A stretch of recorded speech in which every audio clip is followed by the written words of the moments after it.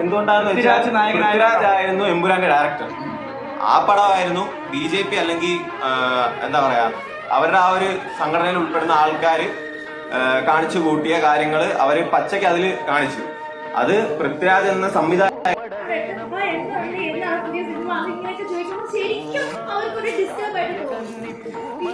അനാവശ്യമായ ചോദ്യങ്ങൾ, അനാവശ്യമായ ക്യാപ്ഷൻ, അനാവശ്യമായ ആംഗിളിൽ നിന്നുള്ള ഷൂട്ട്, അവരുടെ പ്രൈവസിയിൽ കടന്നു കയറുന്നു.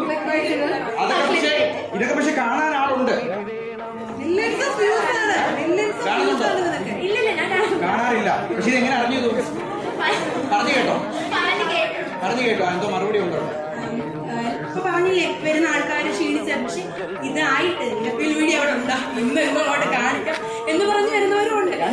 ഉണ്ട്, ഉറപ്പായിട്ടുണ്ട്. അത് നമുക്ക് ഇന്ന് അവിടെ ശരി 2-3 വീഡിയോ അവിടെ കാണണേ, എനിക്ക് അങ്ങോട്ട് എക്സ്പോസ് ആയിക്കോളാം എന്ന് പറഞ്ഞ് വരുന്നവരുണ്ട്. ഉറപ്പായിട്ടുമാണ്. ചിലരോട്ട് നിലക്കുയും മീഡിയ അല്ലേ, പിന്നെ എന്തുവാ അങ്ങനെ വരുന്നവരുണ്ട്. അത് മറന്നുപോയി. കുറെ പേര് കാണുന്നു. ഞാൻ തന്നെ ക്യാപ്ഷൻ ഇച്ചിരി ഇടുന്നത് ഇച്ചിരി ഭയങ്കരമായിട്ട് തോന്നാറുണ്ടെങ്കിൽ ഞാൻ ഇത് കാണാറുണ്ട്. പിന്നെ റെഡിലെ ആരാധകയാണ്. നമുക്ക് നമ്മൾ മലയാളിയുടെ ഒരു പ്രശ്നമാണ്, നമുക്ക് നാട്ടിൽ നടക്കുന്ന കാണാൻ ഇഷ്ടമാണ്, ആൾക്കാരെ നുണയും കുത്തിയൊക്കെ കേൾക്കാൻ ഇഷ്ടമാണ്. അതിനൊന്നും പറയാനില്ല, നമ്മളില്ലാന്ന് പറയാൻ നമ്മൾ പറയും. നുണയും കൊതിയൊക്കെ ആസ്വദിക്കാറുണ്ടല്ലേ? ഒരു ദിവസം എത്ര മണിക്കൂറാണ് മാറ്റി? അങ്ങനൊന്നുമില്ല. വീട്ടിൽ പത്തല അമ്മ എല്ലാവരും ഞങ്ങളെ കുറച്ച് കുടുംബപരമായിട്ട് ആസ്വദിക്കുന്ന ആളുകളാണ്. നമ്മള് പറയില്ല. നിങ്ങൾക്കിത് പാരമ്പര്യമായിട്ട് കിട്ടിയതാണ്. കേൾക്കും അങ്ങനെ കേട്ട് ആസ്വദിക്കാറുണ്ട്. പ്രൈവസി ഭയങ്കര പ്രശ്നമാണ്. ഈ ഓൺലൈൻ വീഡിയോകളൊക്കെ ഉണ്ടല്ലോ, നോക്കിയവനെ വിളിച്ചിട്ട് ഇന്റർവ്യൂ എടുക്കുന്നു. അങ്ങനത്തെ പ്രശ്നങ്ങളൊക്കെ ഉണ്ടോ? റെഡിറ്റ് എന്ന് പറയുന്ന ഒരു ആപ്പ് ഉണ്ട്. ആ ആപ്പിൽ ചെയ്യാൻ അടിച്ചു കൊടുത്താൽ തന്നെ നമുക്ക് ആക്ടർമാരുടെയും നമ്മൾ പോലും കേൾക്കാത്ത ചെയ്യുന്നുണ്ട്. അതിനിടെ അത് വലിയ ഡിസ്കഷനാണ്. ആപ്പിന്റെ പേരെന്താ? റെഡിറ്റ്. ട്രൈ ചെയ്തിട്ടില്ലേ?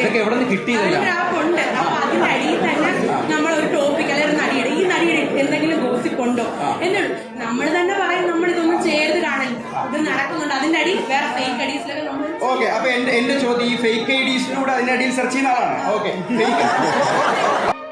നരേന്ദ്രമോദി മത്സരിക്കുന്ന വാരണാസിയിലെ ഉൾപ്പെടെയുള്ള കള്ളവോട്ടുകൾ വാരണാസി മണ്ഡലത്തിൽ നമുക്ക് ഓർമ്മയുണ്ട്, ആ ഒരു ഇലക്ഷന്റെ റിസൾട്ട് വരുന്ന ദിവസം നമ്മളെല്ലാം ഉദ്യോഗജനകമായ രീതിയിൽ നോക്കിയിരുന്നപ്പോൾ നരേന്ദ്രമോദി പോലീസുമായി താഴെ പോയി. സത്യം, അജയറായി നരേന്ദ്രമോദി മത്സരിക്കുന്ന താഴെ പോയി.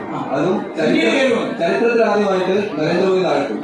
ആ സമയത്തും കയറി വന്നു. എനിക്ക് തോന്നി വോട്ട് ചോരി ഇല്ലായിരുന്നെങ്കിൽ ഒരു പക്ഷേ അജയറായി ജയിക്കുമായിരുന്നു. അവിടെ വോട്ടുകൾ വന്നിട്ടുണ്ട്. അവിടെ വോട്ട് തട്ടിച്ചാണ് സ്വന്തം മണ്ഡലത്തിൽ പോയി ഇന്ത്യ പ്രധാനമന്ത്രി ജയിച്ചു. അങ്ങനെയാണ് ഈ ഐഡിയ വന്നു കഴിഞ്ഞാൽ എന്താ രാജ്യത്തിന്റെ ഒരു അവസ്ഥ? ഇപ്പൊ ഏറെ പൊട്ടിയിട്ടും ഇവിടെ ഒന്നും നടന്നിട്ടില്ല. രണ്ടെണ്ണം പൊട്ടിച്ചൊന്നും നടന്നിട്ടില്ല. ഐഡത്തിൽ കൂടെ പൊട്ടുമ്പോൾ നരേന്ദ്രമോദിക്കുള്ള ഏറ്റവും വലിയ അടിയായിരിക്കും. ഇന്ത്യക്ക് ഒരു വലിയ അടിയായിരിക്കും.